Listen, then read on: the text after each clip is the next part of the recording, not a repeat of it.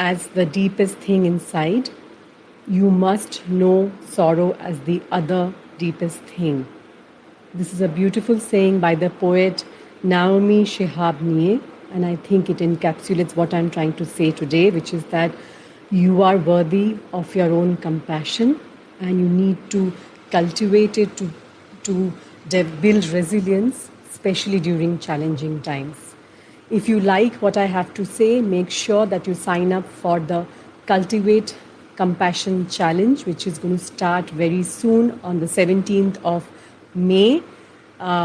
This is for women who want to invest in their own emotional health and well-being. It is for women like you who wants to show themselves or give themselves the gift of compassion so that they can build resiliency, they can show up for their family in the way that they want to or the way that you want to, and for the community that needs your help today, right? So I'm going to end today's session with a short poem that I have written.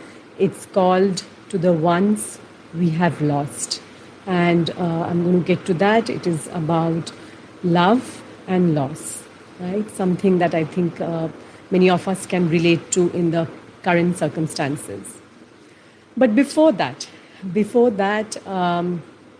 we need to turn towards compassion, especially in our darkest moments, especially in times of challenging times. Compassion is what gives us strength. It is what we need. And I'm going to share with you a few things as to how you can do that, right? So the first thing that you need to understand is that we have an inherent negativity bias, right? We all have this. This is simply a byproduct of millions of years of evolution. Because we had to survive as a species, our brains naturally developed a way of looking out and constantly scanning the environment for danger, for any kind of threat, right? And this is what helped us live. This is what helped us run away from predators. This is what helped us fight our enemies. This is predominantly in the fight or flight kind of nervous system mode that you have. There are two types. One is the fight or flight, and the other one is tend and befriend. The fight or flight is when we are in a kind of a survival mode, when we perceive there's some threat, whether imaginary or real, right? Because let's face it, not many of us today are actually fighting or facing tigers, real tigers in the caves, or running away from predators every day. Most of us are dealing with imaginary threats or work-related or relationship-oriented or just constant worrying about the future and ruminating about the past. These are the kind of thoughts that we have. These are the kind of threats that our body, but your brain does not know the difference between this. And the inherent negativity that you have sort of is what comes into predominantly into play, especially when there are difficult times, especially when you're going through periods of stress, right? And what happens is that because of this inherent bias, we basically magnify, or in other words, amplify the threats, right? And we skim over the good things in our lives. And this is what negativity bias is all about. And as a neuroscientist has termed this is like saying Velcro for the bad news and Teflon for the good ones. So you need to be aware of this. You need to work on this, and so that you can, because research shows that cultivating positive emotions is what helps you to build resiliency, right? And resiliency is what you need to face life's challenges, because so many things are not in your control. So many things you need to take care of. So many challenges that come your way. Some are life-threatening, of course, but many are not. Right? But no matter what the circumstances, no matter what the challenges, you can build resiliency, and you can transform your relationship, and you can change your response to that situation, but only if you're aware of your inherent negativity bias.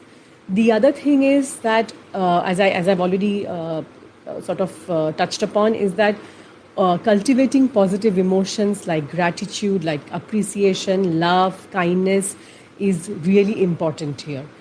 This research shows that by cultivating positive emotions consciously, and it has to be done at a conscious level, it doesn't happen automatically. That's what I meant by negativity bias. So, if you're cultivating positive emotions, that's what gives you the strength. That's what helps your brain or trains your brain to also realize that there are good things in your life, right? To help you feel more calm, more empowered, help you to get in touch with your feelings. Your feelings are your feelings, emotions are your inner guidance systems, and they help you to understand and not get carried away by your feelings, right? Because there are many strong, intense emotions that can come up, especially again during challenging times, whether it's anger, frustration, grief, sorrow, disappointment. It's not about becoming numb to these emotions. It's not about ignoring or avoiding any emotions whatsoever. You see, because all emotions, whether negative, positive, or neutral, they are what makes you human, and you cannot cut out one part or the other. So it's about tuning into your emotions, understanding how you're feeling, and then learning to not get carried away by them, right? By the undercurrents, but be able to express them, be able to deal with them in a healthier manner. This is what emotional regulation is all about. And again, focusing on positive emotions, especially during challenging times, really help. But it also helps in other times to thrive, right?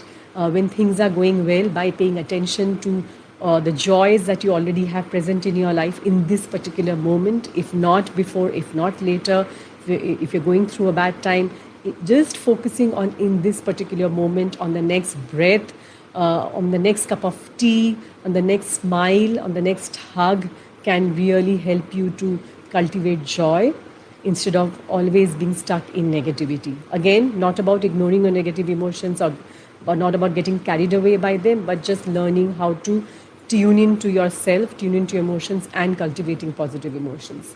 And before I get into compassion, I just want to talk about self-kindness. Self-kindness is the opposite of self-judgment. When things are going wrong, when whether we have made a mistake or something is going wrong because of circumstances beyond our control, often we tend to judge ourselves. We tend to become our own worst inner critic. Right? Self-kindness is the opposite of self-judgment. Self-kindness is giving ourselves the care and attention that we deserve, that we are worthy of, that we would naturally give someone else who was in the same position. And which means that if a friend of yours was going through a period of trouble, was struggling with something, you would respond with care and love rather than condemnation and judgment. So thinking of yourself in your friend's position can really help you. And self-compassion comes from as a subcategory of self-kindness. Compassion is also tuned in to moments of suffering. Right? Kindness may or may not be, but compassion is definitely comes out as an empathy in moments of suffering. So when there are periods of suffering, when there is a lot of pain, there is a loss, that's where compassion can come in, and that is important not only for your fellow human beings who might be suffering, for somebody else that you care about, but also for yourself. That's what self-compassion is about.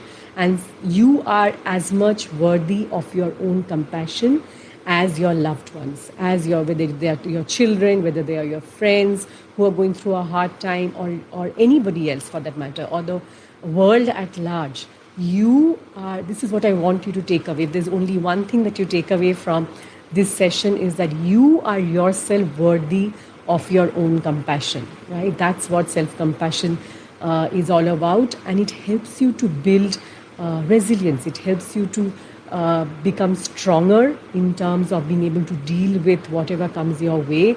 It helps you to learn to surf the waves that are coming your way rather than getting dragged under. It helps you to start healing, right, eventually.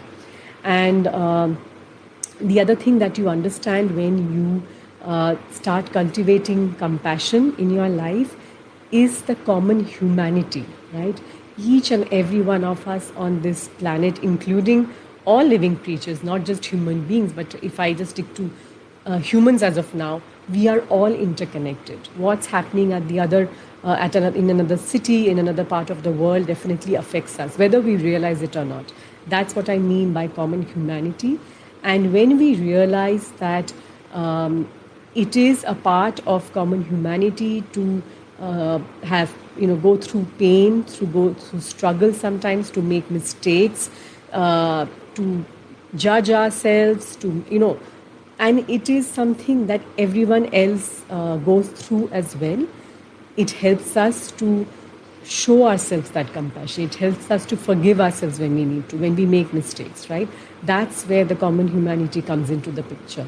And of course, having a bit of being mindful when you're going through all of this helps as well, because being mindful is being in this moment. Once again, being in this moment, paying attention to this moment without any judgment. So then you become aware of your emotions, then you become aware of maybe the fact that you need to give to yourself, maybe the fact that you need to care for yourself the way that you would care for somebody else, right? So that is giving yourself the gift of self-compassion. And once again, it's about helping you to build resiliency, because you are able to overcome the inherent negativity bias, and you practice cultivating positive emotions, right? Focusing on positive emotions. And finally, self-compassion. That's where it all ties in together. And before I end this session, I have something to share. This is something that I penned down recently. And you see, there are a lot of things going on in the world right now, in my part of the world, and my heart has been heavy the past few weeks. And, some wounds that have lain dormant for many years have come to the surface. And I just want to share this with you. It is my way of healing the world with my words, right? So if you think that somebody needs to hear this, do share this video with them. If you needed to hear this today, I hope it helps you to make your pain a bit lighter. This is called To All Those Who Have Lost Their Loved Ones. You see, I know what it is to lose a loved one, somebody that I loved very much. I lost my father when I was 12 years old.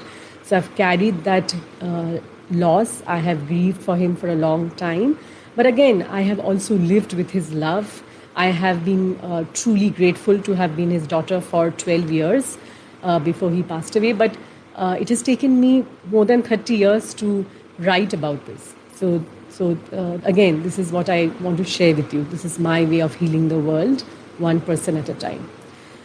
So to the ones that we have lost, when the tears have slowed down, when the fires have stopped burning, when the ashes have all settled down, when the sirens have stopped blaring, when our lives have returned to normal, whatever normal means in this world right now, I will continue to hold you closely in my heart.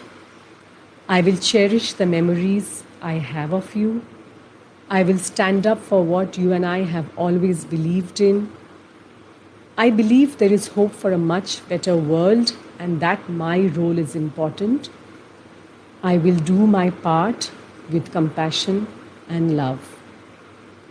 Today, I simply ground myself and draw strength to face another day without you. To the ones we have lost. If you liked what I had to share today, if you would like to join up for the Cultivate Compassion Challenge, it starts on 17th of May, Monday. It's going to be inside the Facebook group Peaceful Warriors. Make sure that you click on the link and sign up and share this video if you think it's going to help somebody today.